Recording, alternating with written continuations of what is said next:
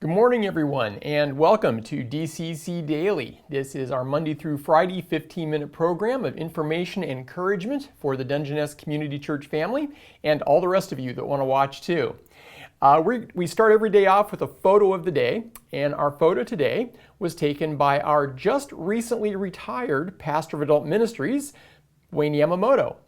And he was down at the church early one morning and saw this pretty picture of the moon, and I can't tell, is that a star or is that Venus that's above the church there?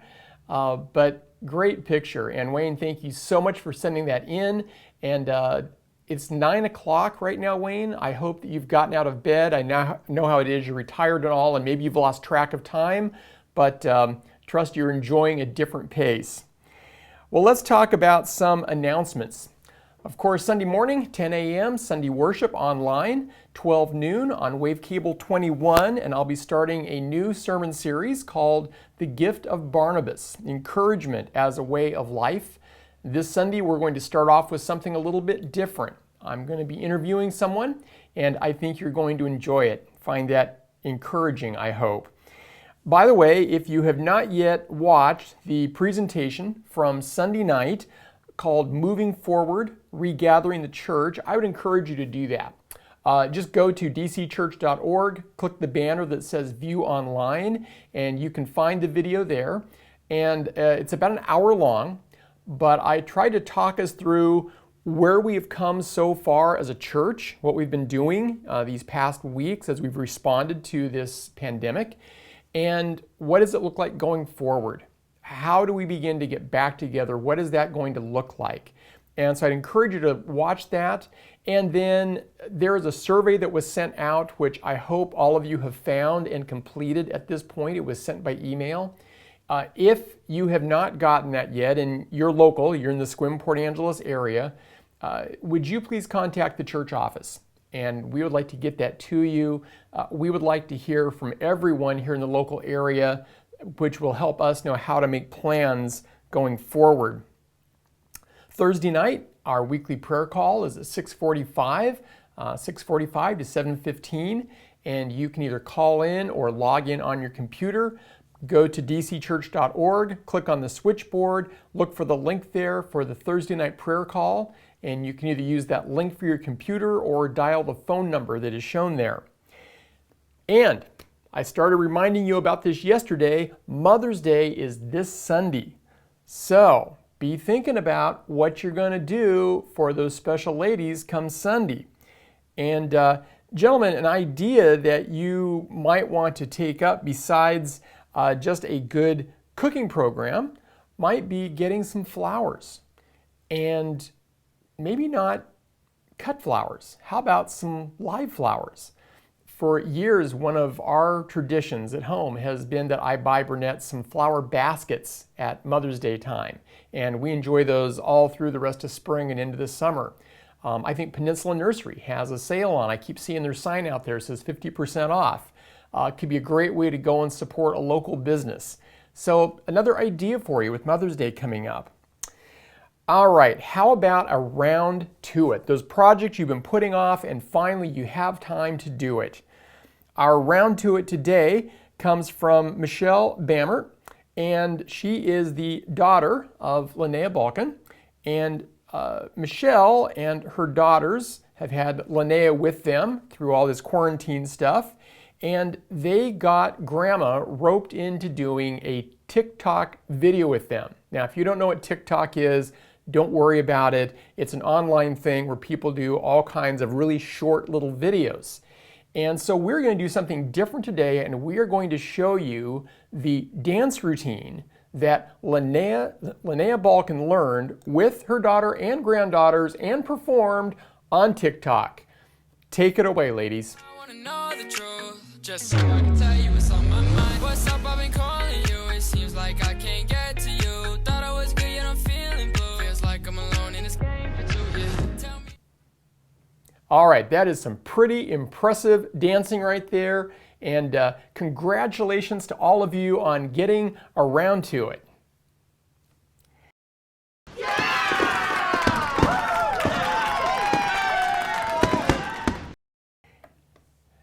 How about a devotional thought?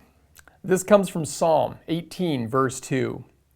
The Lord is my rock, my fortress, and my deliverer. My God is my rock, in whom I take refuge, my shield and the horn of my salvation, my stronghold. I have to remind myself every now and then of those words, those descriptions of who God is. When I'm in times like this that it feels everything is moving and upside down and confusing, I keep coming back. It's a place to go in prayer, praying these things back to the Lord.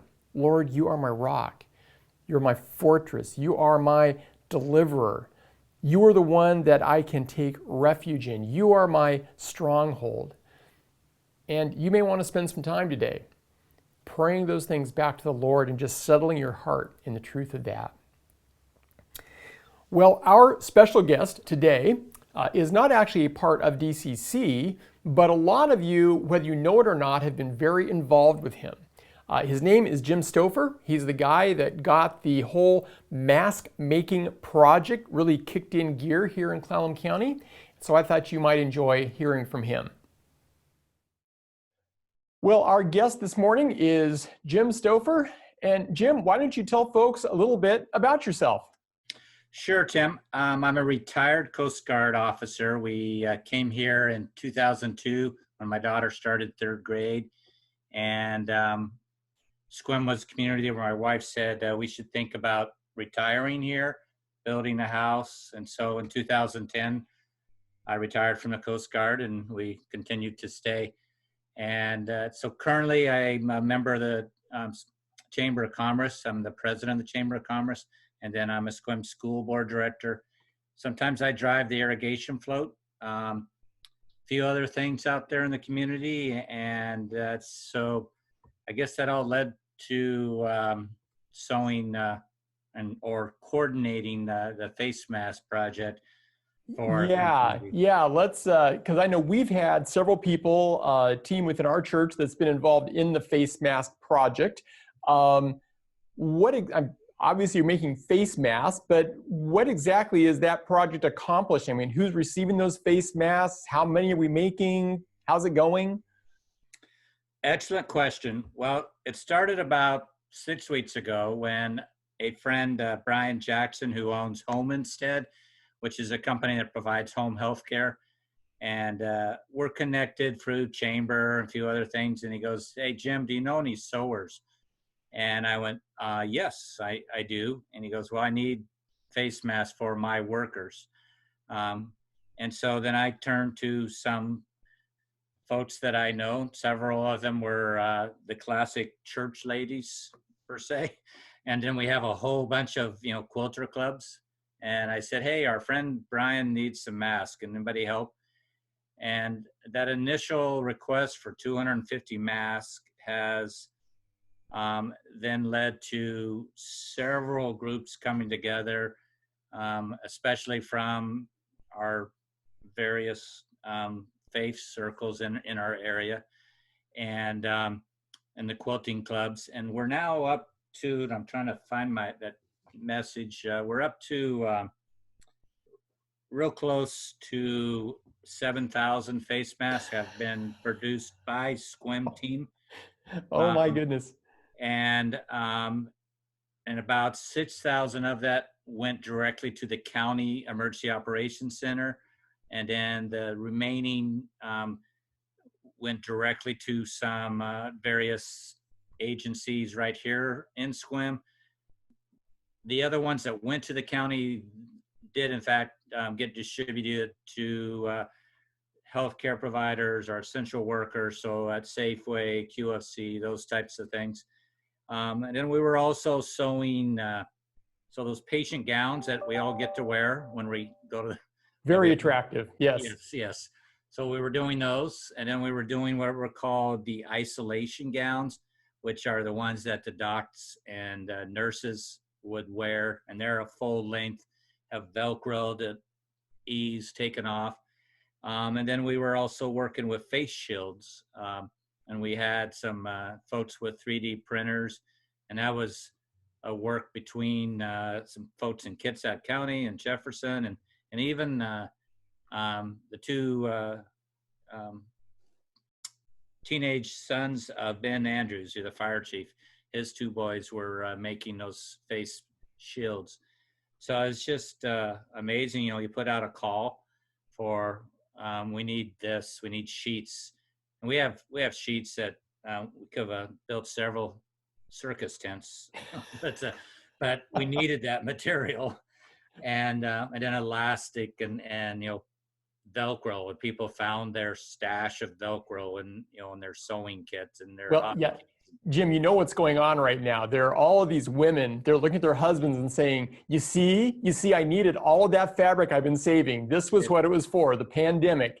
Exactly. And so you just love all of that. And I think back, my parents were a product of the Depression, World War II, and it takes you back to those stories where everybody came together so much as a community.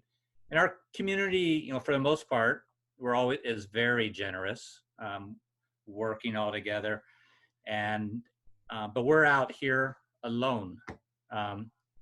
Several bridges, and we're going to have to make it work, and that's the beauty of it. And everybody working together, which was it's a very good feeling. It's tremendous. There are a lot of men right now. They're thinking to themselves, I wonder if they need scrap lumber for a pandemic, because they've got to justify that too. Yes. What can I build? Well, maybe some carts. Carts. Maybe that's our next thing. We'll see. So maybe some more bridges. Is the mask project ongoing? Are you needing more, or have you kind of met the need for now? How's that going? Well, just earlier, we got an email from the County Emergency Operations Center, and they have reached a level of about 1,100 masks, and they were feeling really comfortable with that. And so they're actually saying that we can slow down, and we had formed a team with both folks in Jefferson County and PA, Port Angeles, working on. So they said that all of us could slow down. And then just we're not turning any more into the county. And at the Methodist Church, we had in the back side, we actually made a little shop, and it's well stocked right now with face mask kits, gown kits, all those supplies. And so if there is a new call, we could open up the door and ramp that back up. I'm going to still take collections here like this next week, just because my life in the Coast Guard always is be prepared and semper paratus type thing. And just want to have that warm and fuzzy that we're all good to go. And then I know there will be requests inside the community itself. I'm thinking of a couple of doctors' office have requested if we could provide some for their patients, that come for a visit. They have the medically grade ones, but they don't have, like these that they could hand out to their. Right. So it also brings some comfort because, it's so unknown right now with the virus and what that means for all of us, and each of us individually face that in different levels. And I think it's comforting right now to be told that hey, we've reached a stage of supplies that we're good with. So that's some positive news. That is. We don't know what tomorrow or the next day, and I know everybody is really anticipating what May 4th. May the force be with us for what that will look like. But we'll cross that with all of us, and faith leaders help us a lot in that. So thank you. Well, absolutely. Well, Jim, thank you for spearheading this and getting it rolling. I know we've had a lot of folks involved in this, and it's been a really great outlet. You hit times like this and you want to do something to help, but you feel kind of helpless to where to put that energy and that desire. And this has been a really wonderful and practical way for us to get involved and serve the community. So thank you for making that happen. It was no problem. And thank you for it. It's good work for all the community. So thank you. Good deal. All right. Well, thanks. Okay. Take care. All the best. Okay. Bye. Hey, everybody. Thank you for joining us. I trust you have a blessed day, and we'll see you again tomorrow.